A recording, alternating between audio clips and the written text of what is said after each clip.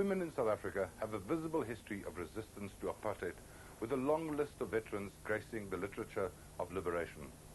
Both inside the country and in exile, they fought in the trenches as cadres, leaders, rank and file.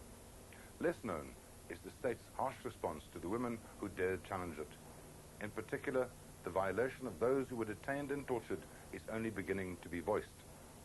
Torture and interrogation is vicious for everyone, but it seems as if the South African security forces treated female detainees differently.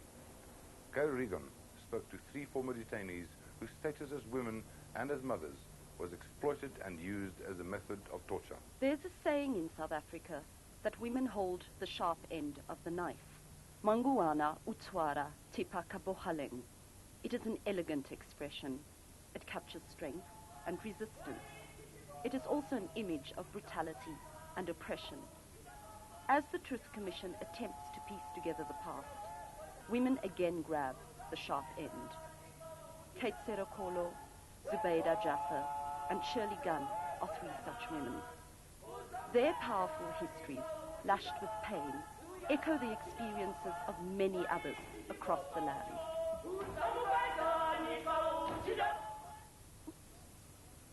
Kate and Fred Serokolo have set up home in Seshego.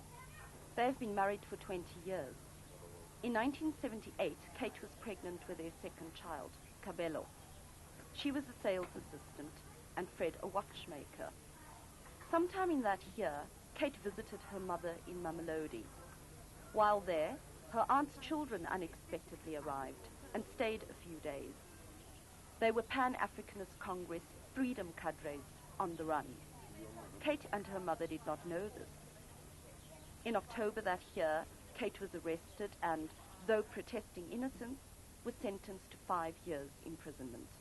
It was terrorism act because all of the time when they interrogating me, they told me that I'm a terrorist. Always say I'm a terrorist, I'm dangerous, I'll kill them. Before her trial, Kate was held at the Compol building in Pretoria, a notorious torture center.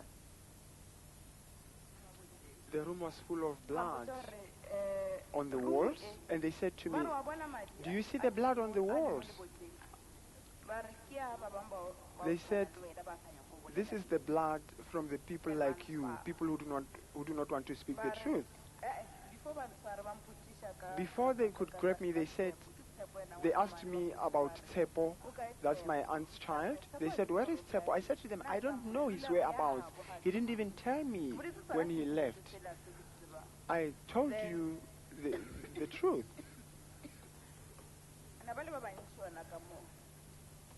There were many of them. Hasi was among them. And then he pulled me. He hit me with a fist and he slapped me. And he was hitting my head against the wall. A few months into her sentence, Kate gave birth to a boy, Kabelo. There were soldiers all over. Even on the bed where I was, in the labor ward, the soldiers were surrounding my bed. My doctor, whom I remember very well, Dr. van der Walt, asked those soldiers to move away from the room because I cannot help this woman with you around. They were all men. They refused because I heard them talking over their radios, and then afterwards they told the doctor that they should be there when I'm giving birth.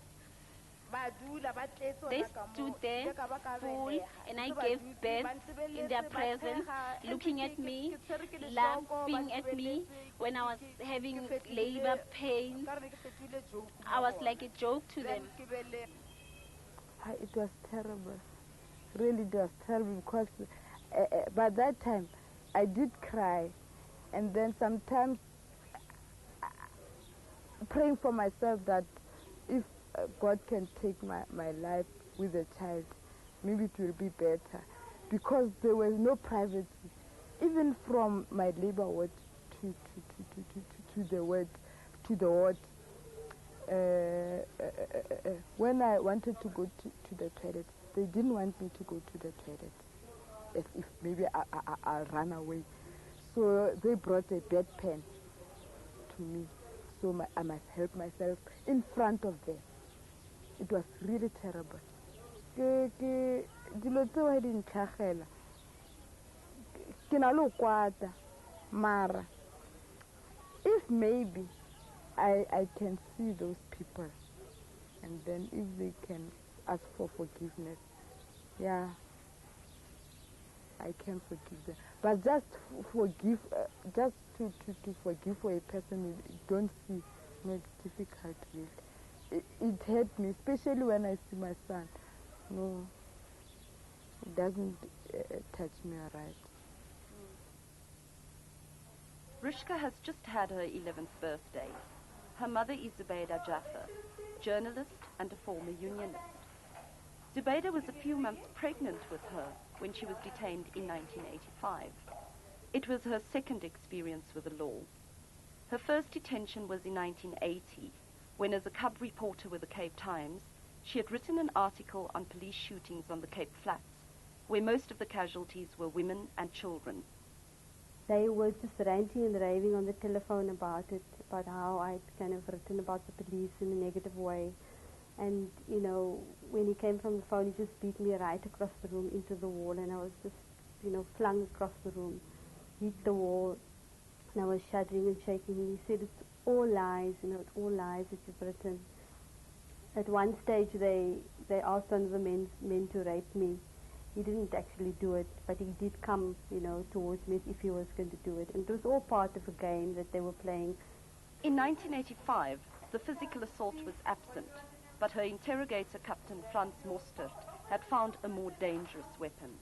But by the second detention, I think I understood. I thought about that, and I understood what had happened, what methods they'd used to kind of humiliate me and break me down. And so when they said to me, when they discovered that I was pregnant, you know, I knew immediately that they were going to try and use this. And they did. He came and he said that he knew exactly how he was going to get me to cooperate, and that he'd prepared a chemical for me to drink to kill the baby. And he was going to burn the baby from my body.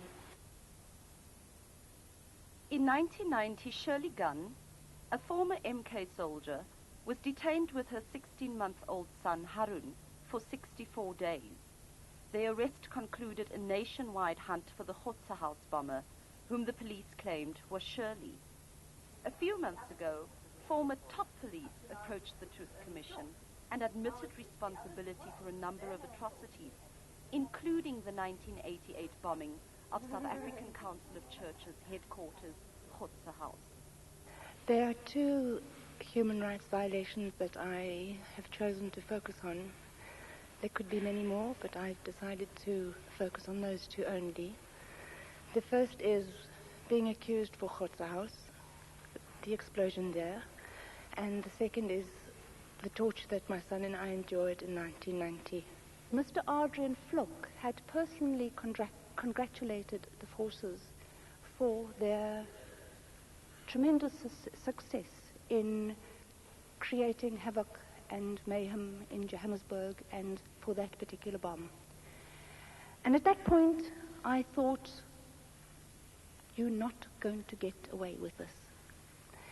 And I laid criminal charges against Mr. Flock, both individually and severally, which means that in his individual capacity, I sued him, I am suing him for 500,000. And because he happened to have been the Minister of Law and Order at the time, I sued the ministry as well for the same amount. Shirley has reclaimed her dignity by taking on the apartheid state legally, but the emotional scars remain.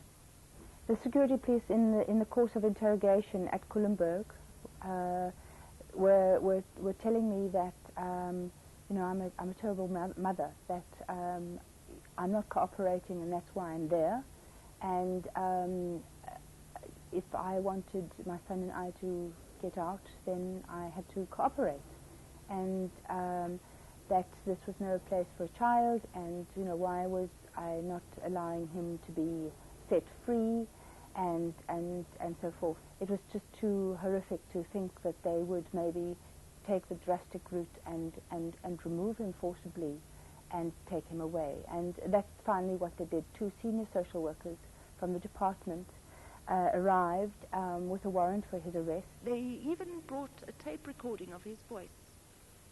And there was so much anguish in my son's voice as he called my name, Mama, Mama, Mama, on the tape.